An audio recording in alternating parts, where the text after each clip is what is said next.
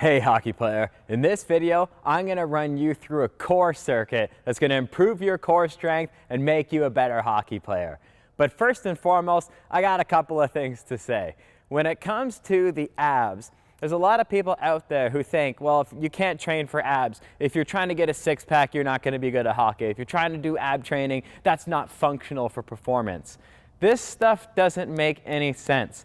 We don't have non-functional muscles on our body.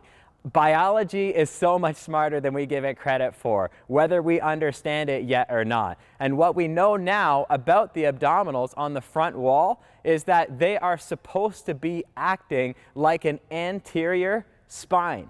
Our spine and our erector spinae muscles on our back stabilize our entire back and our spine so that we can do high velocity movements out in the ice. And yet, people simply completely forget this when it comes to the front of the body. Muscles are very long and they contract, they get shortened. When it comes to a bicep, for example, it is this long, but when it contracts, you will see it gets measurably shorter during that contraction. The abdominals don't do that. So because of that, people think that they are non-functional for sport performance because they don't lengthen and shorten the way other muscle groups do to contract and explode us out there on the ice.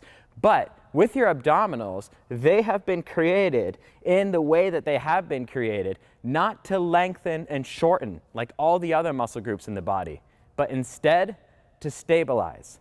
That's why they are in their own unique little blocks on our body, because they are connected to different areas of the hips, different areas of the ribs, different areas of the spine, different areas of the inner muscles that are deeper than the abdominals around the organs, such as the deep hip muscles and your transverse abdominis.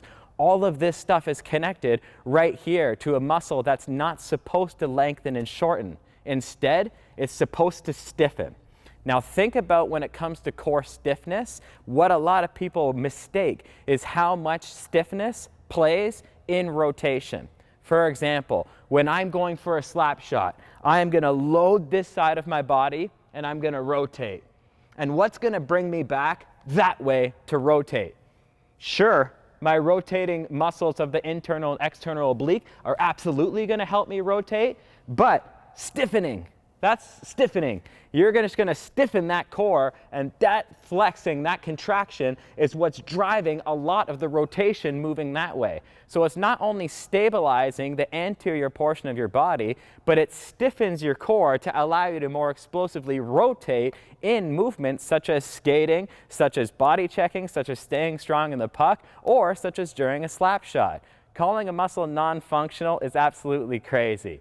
So I want to show you how to train this muscle appropriately so you can take advantage of the core stiffness properties that are going to help you out in the ice. Real easy. We're going to do a core circuit with 3 different exercises.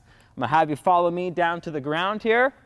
First exercise we're going to perform is bicycle abs.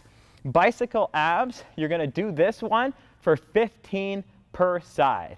With this exercise, I'm sure a lot of you are familiar with it, but a lot of people do it wrong, so I want to walk you through it a little bit.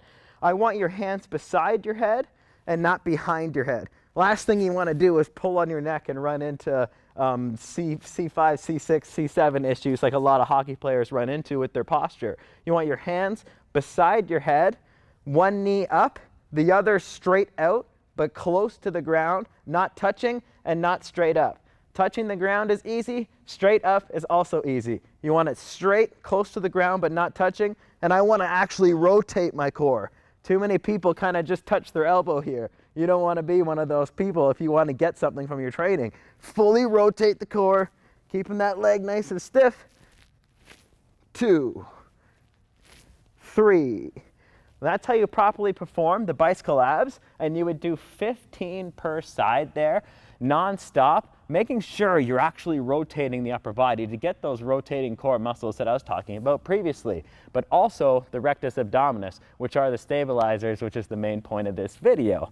Once you finish 15 per side there, I'm going to have you move to 15 leg raises. Leg raises, you're going to be here, form a diamond under your lower back, legs straight out, just like within the bicycle abs, and then bring it straight up. Control on the way down, straight up. If you're a more advanced athlete, you can bring it straight up and bring your butt off the ground. Down, up. You would perform 15 of those. That's going to more preferentially target the lower abdominals, so not the upper ones, but the lower ones. Bicycle abs going to target all of them, and then once you've finished your 15 per side on the bicycle abs and the 15 leg races, you're going to move into a real finisher here that's pretty brutal called the V-up. Now, if you're familiar with the programming at hockeytraining.com, I prescribe this pretty loosely because I really like strong abdominals in my hockey athletes. For a V-up, you're going to be completely stretched out here, and then I want to meet in the center with my legs and my arms. Nice and controlled, up. Notice I got my shoulder blades off the ground, and notice my legs aren't going to touch the ground when I get here. Back, contract. All the way back in control, contract. Keeping my core stiff and tight throughout the entire duration of the movement. You're going to do that for 15 total reps. And once you've completed all 3 exercises, you would rest 60 seconds and complete it 3 more times. This is the core circuit that you can add 1 to 2 times per week in your current training phase if you feel like your rectus abdominis are lacking a little bit right now. But the main lesson of this video is not just the core workout, it's the fact that every muscle on our body is functional.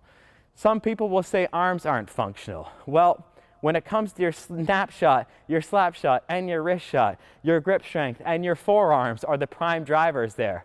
And people say, well, okay, well, what about biceps? Well, biceps are one of the main limiting factors in improving your pull-up. And the pull-up is the #1 exercise to improve your slap shot. So why would I neglect my biceps when it can improve my pull-up and therefore improve my slap shot?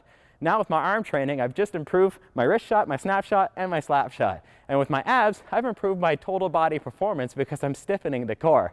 That is the big lesson I want you to leave here with. Nothing is non-functional so long as you still train it in a hockey-specific way. If you learned something in this video, please smash that thumbs up button and subscribe to the channel. And to download your free explosive hockey speed package, click on the link in the comment section below. Let's go.